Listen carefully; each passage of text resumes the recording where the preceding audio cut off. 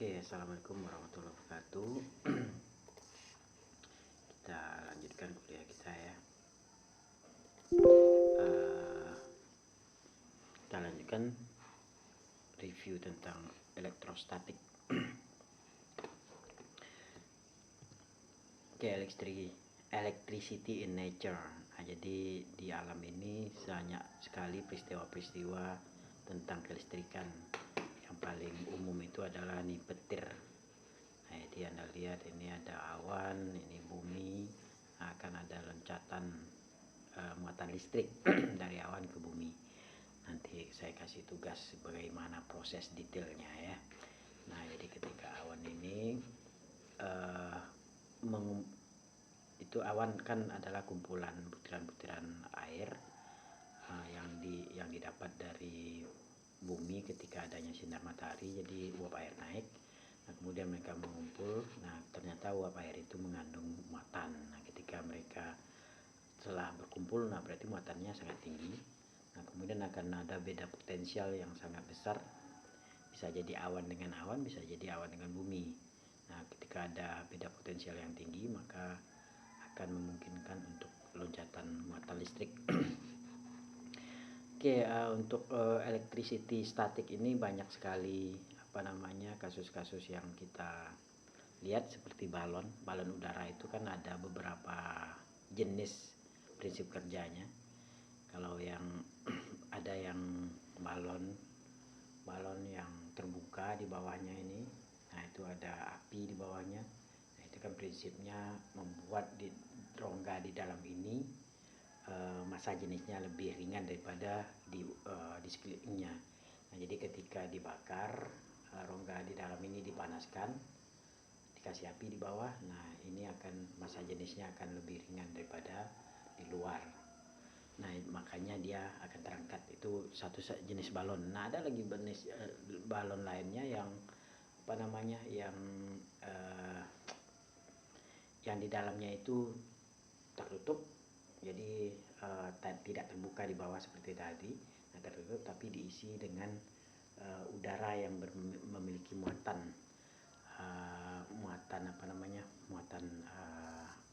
memiliki muatan listrik. Nah, jadi misalnya di dalamnya dikasih udara bermuatan listrik positif, sementara misalnya bumi kita bermuatan positif misalnya. Nah, jadi dia akan tolak menolak, jadi dia akan ke atas. Oke, kasus sisir dengan potongan kertas. Nah, Anda mungkin kalau belum pernah melakukan percobaan ini di rumah biar tidak merugi ya, hanya dengar cerita aja. Nah, jadi potong-potong kecil-kecil kertas, coba digesokkan sisir, kemudian Anda lekatkan ke paper. Nah, kemudian ada lagi kita kejutan, ini shock from the door knob, ataupun Anda mendorong troli di tempat belanja kan misalnya. Nah, itu kan ketika tersentuh sedikit besinya ke kita merasa tersentuh, ada loncatan. Nah, ada loncatan listrik. Nah, berarti salah satu dari berarti besi tadi itu memiliki muatan negatif yang banyak sehingga dia akan melompat ke kita. Kemudian yang digunakan untuk fotokopi, kemudian printer yang bubble, bukan printer yang laser ya, paper bubble. Nah, itu juga menggunakan prinsip electricity. Oke. Nah, ini kita mengulang sedikit dulu tentang sifat kelistrikan triboelectric series.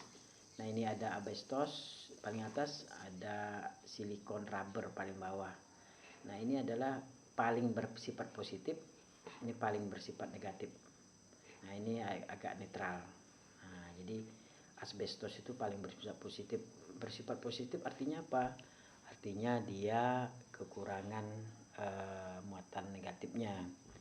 Kalau bersifat negatif, MOS negatif, berarti artinya dia kelebihan muatan negatifnya.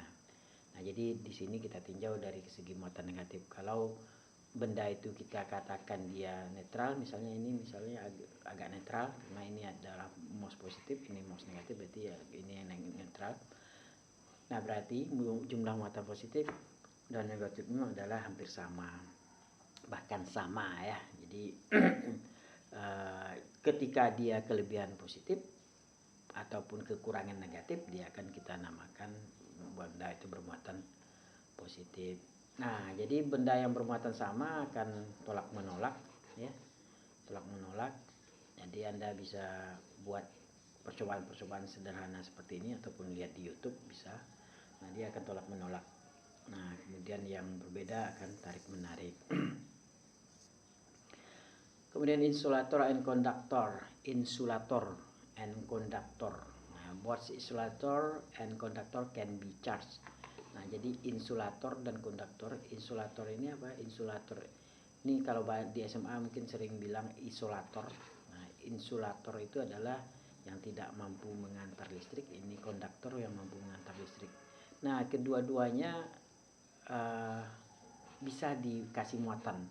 Walaupun isolator itu bisa dikasih muatan, apalagi konduktor.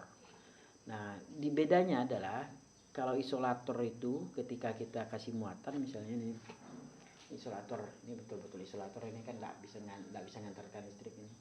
Nah ketika kita kasih muatan di sini, nah muatannya nggak berpindah, dia di sini aja. Kalau konduktor ketika kita kasih muatan di sini, dia akan langsung menyebar. Karena apa? Karena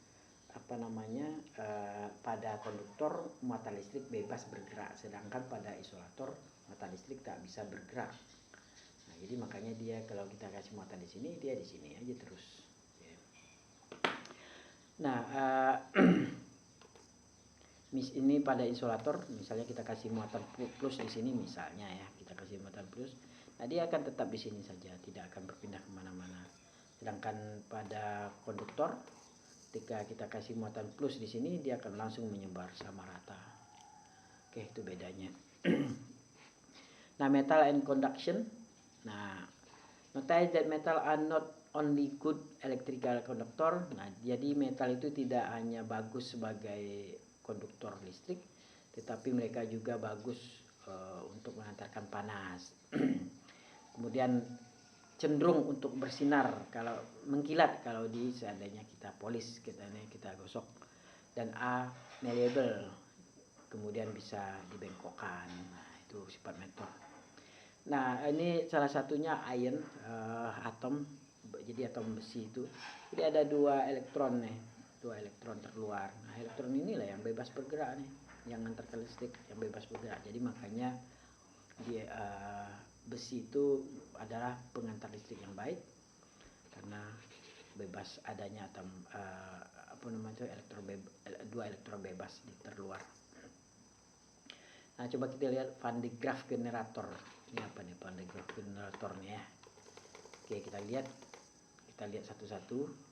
Rubber band steel electron from the glass. Nah rubber ini ada karet.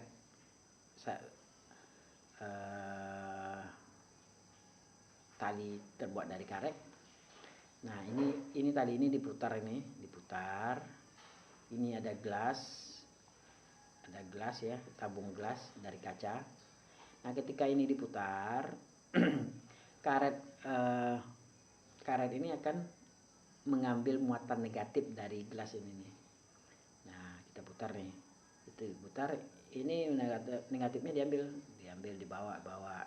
Nah di sini ada wire brush. Nah ini ada terbuat dari kawat-kawat. Nah jadi ketika negatif ini menyentuh kawat ini, negatif ini akan terbawa ke sana. Nah apakah dibawa ke tempat lain atau di ground kan terserah lah nanti. Nah kemudian glass become positively charged karena muatan negatifnya sudah diambil. Nah berarti kan gelas ini kehilangan muatan negatif, artinya dia kelebihan positif. Jadi tadinya dia netral, gelas ini sekarang dia bermuatan positif karena negatifnya sudah diambil. Kemudian rubber band carry electron downward. Nah ini yang tadi negatifnya dibawa ke bawah. Kemudian ini makin positif ya, karena diambil terus nih negatifnya, jadi makin positif. Nah jadi vibrate electron from the rubber band. Nah ini dia akan ngambil negatif ke sini, dibawa ke ground ataupun kemana saja. Nah karena ini sudah terlalu positif, karena muatan negatifnya diambil, jadi untuk menetralkan dia ngambil muatan negatif dari kaleng kaca ini, kaleng logam ini. Nah ini ada kaleng nih, nah diambil muatan negatifnya. Nah kalau kita putar terus, ini akan kehilangan muatan negatif nanti nih, akan kehilangan muatan ya, akan kehilangan muatan negatif kalau diputar terus. Jadi dia akan most positif, dia akan tadinya netral, dia akan bermuatan positif yang sangat besar kalau kita lakukan pemutaran ini terus. Ini kalau nggak salah, jadi ini bisa nanti menghasilkan, kalau seandainya ini kita kirim, muatan ini kita kirim ke kaleng lain lagi di sini, jadi kaleng ini akan berpisah positif nanti ini negatif. Ini kalau kita kirim. Nah ini beda potensial antara kaleng ini yang positif tadi, yang ini kaleng ini negatif, ini bisa puluhan ribu volt ini. Sedangkan PLN kita saja 220 volt itu bisa menyebabkan kematian, apalagi kalau 20.000 volt, bahkan bisa jutaan volt. Ini beda potensialnya kalau kita putar terus. Nah ini Van de Graaff electric force and Coulomb law, kita lanjutkan. Nah tadi muatan yang sama saling tolak menolak, yang berbeda saling tarik menarik. Nah besarnya berapa? Besarnya adalah FK Q1 Q2 per R kuadrat. Nah jadi akan tolak menolak sebesar ini, tergantung dari apa? Tergantung dari seberapa besar muatan yang berdekatan tadi, Q1 Q2. Kalau positif sama positif berarti saling tolak menolak, berarti ditulis gaya ke sana, dibikin gaya ke sana. Nah jadi tergantung dari jaraknya juga. Kalau seandainya jauh, nah berarti kan R kuadrat bagi R kuadrat bikin kan makin besar nih pembaginya, berarti F nya makin kecil. K ini apa? K ini konstanta 8,98 kali 10 pangkat 9 Newton meter kuadrat per kolom kuadrat. Nah ini gimana nih cara dapat K ini nih? Nah cari cara mendapatkan K, ini PR nih. Nah gimana cara mendapatkan K? Ini kalau muatannya berbeda, dia akan saling tolak menolak. Kita kasih panah yang saling menuju, itu tolak menolak ya. Oke, electric force and Coulomb law. Nah kalau kita lihat itu tadi ini hukum Coulomb, K Q1 Q2 per R kuadrat. Kita lihat lagi hukum Newton gravitasi. Kita lihat hukum gravitasi Newton, itu F sama dengan G M1 M2 per R kuadrat. Nah ini betul-betul identik ini, MM QQ jarak kuadrat, MM R jarak kuadrat. Nah ini hanya beda di konstanta G. Nah jadi identik sekali. Kemudian apa namanya, coba kita lihat, what is the force on the test charge Q due to a single point charge Q which is rest a distance r away? The answer based on the experiment, it is given by Coulomb law. Nah jadi sebenarnya Coulomb ini melakukan eksperimen dulunya ya, dia hanya muatan, oh ternyata tolak menolak, oh ternyata tarik menarik. Nah dia dapatkan gayanya. Nah jadi konstanta ini nih 1/4 V epsilon 0. Nah di konstanta epsilon 0 disebut permeability free space, jadi permittivity pada ruang hampa. Nah itu yang tadi saya minta Anda coba cari bagaimana mereka mendapatkan epsilon 0 ini, angka epsilon 0 ini ya. Next, the figure has show three arrangement of an electron E and two proton P. Nah ini ada yang gambar A, E sini PP, gambar B, P sini E P, P gambar C, E sini, P, P. Jarak E, D, D besar, ini D besar, D kecil, D kecil, D kecil, D besar. Nah, Anda bisa lihat tuh. Nah, sekarang pertanyaannya. Rank the arrangement according to the magnitude of the net electrostatic force on electron due to the proton. Nah, urutkan ini arrangement nih, ini salah tulisannya. Arrangement, urutkan susunan ini nih. Mana yang besar nih susunannya? Besarnya gaya pada elektron nih, gaya pada elektron. Jadi ini elektron, ini proton. Berarti kan elektron ini mengalami gaya tolak menolak kah atau tarik menarik kah, totalnya terserah lah. Atau misalnya totalnya ke kanan atau ke kiri, nanti Anda lihat sendiri. Nah, mana yang paling besar dialami oleh E ini? Apakah pada A? Apakah pada B? Ini susunan E-nya pada B, di sini P, sini P. Pada C, di sini P, sini P. Nah, jaraknya bisa lihat. Mana yang total gaya yang dialaminya yang paling besar? Diurutkan ya. Jadi yang A kah dulu paling besar, diikuti C kah, diikuti B kah, terserah lah nanti. Nah, kemudian pada situasi C ini, apakah sudut antara net force? Nah, net force itu gaya total pada elektron. Berarti kan Anda kan sudah belajar vektor, sudah sering sekali belajar vektor. Ini misalnya ada gaya 1, ada gaya 2, netnya kemana? Netnya sini nih. Nah, kalau ada gaya 1, ada gaya 2, kalau sama besar netnya 0 ya, kalau sama besar. Tapi kalau ini kecil, ini besar, netnya ya ke sini.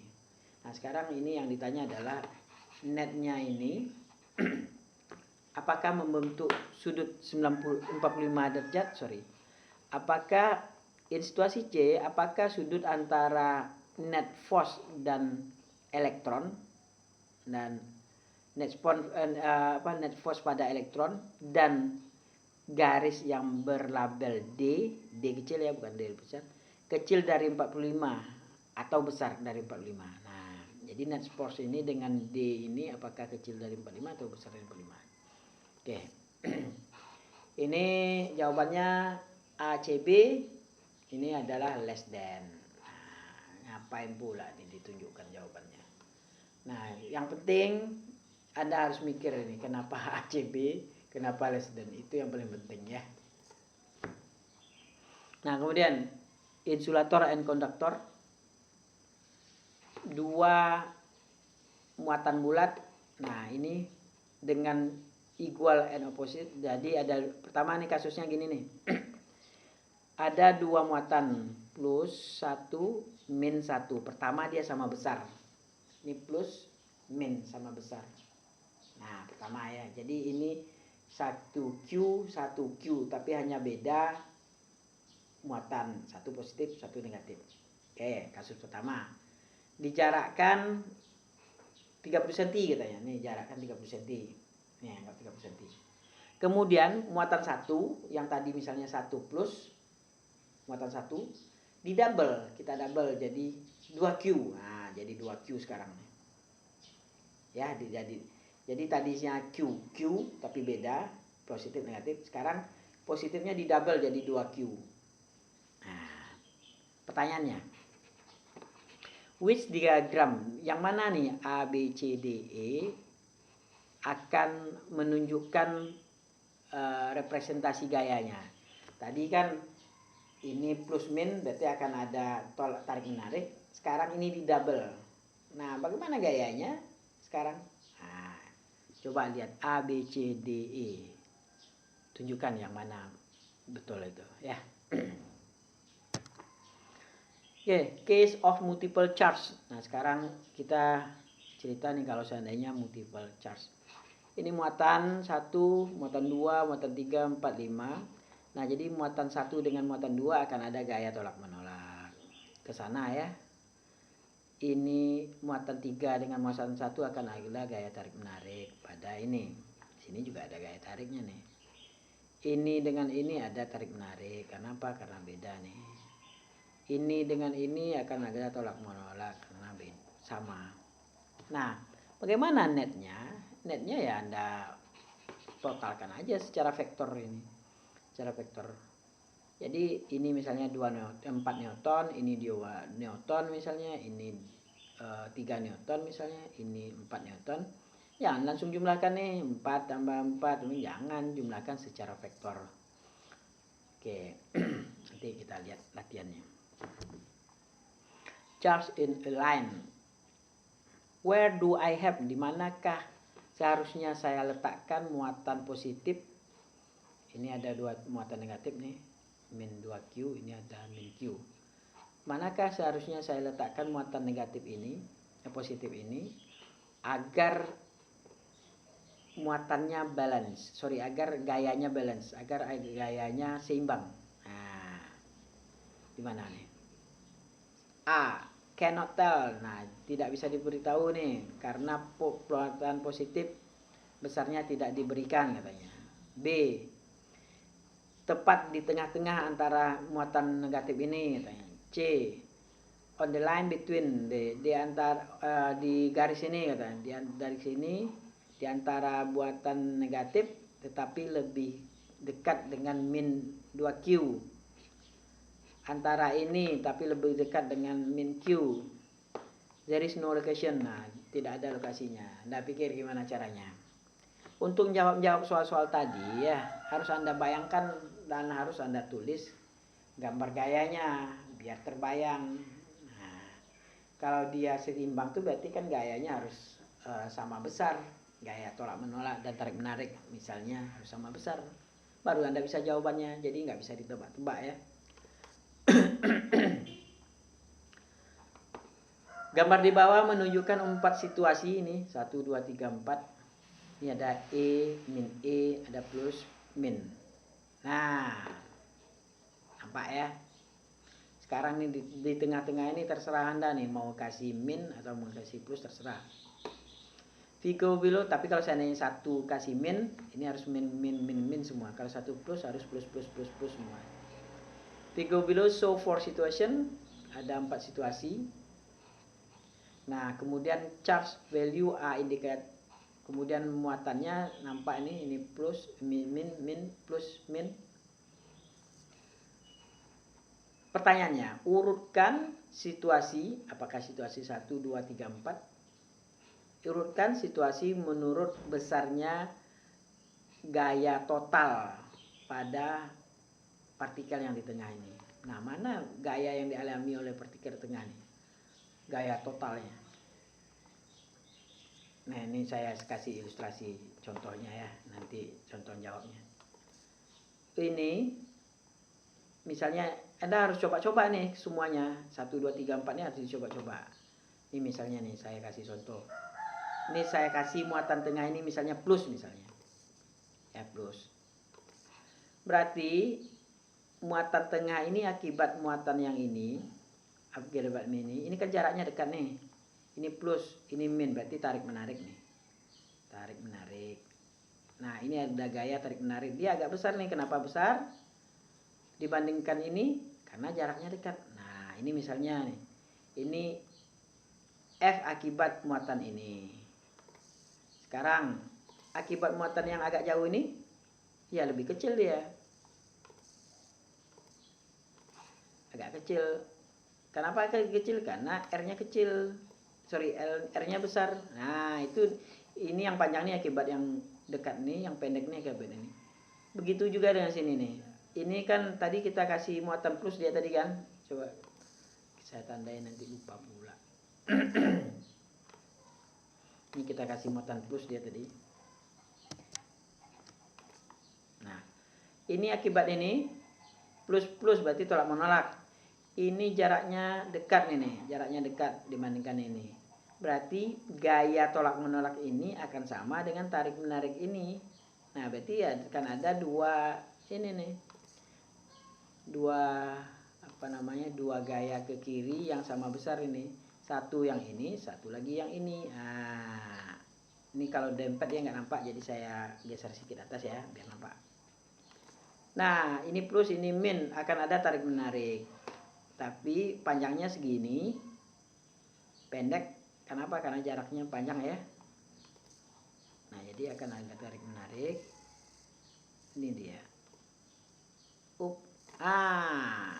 Berarti totalnya apa? Totalnya 2 panjang ke kiri kurang ini. Nah, berarti totalnya 2 panjang ke kiri. Berarti totalnya ini nih. Totalnya ini nih. Ini dia totalnya. Itu dia totalnya. Nah, bagaimana dengan nomor 2, nomor 3, nomor 4? Kemudian urutkan mana yang terbesar. Nah, untuk pertanyaan-pertanyaan yang lain itu sama tuh semuanya. Kayak gini caranya ya. Kayak gini caranya jawabnya. Jadi kalau Anda tidak bayangkan seperti itu,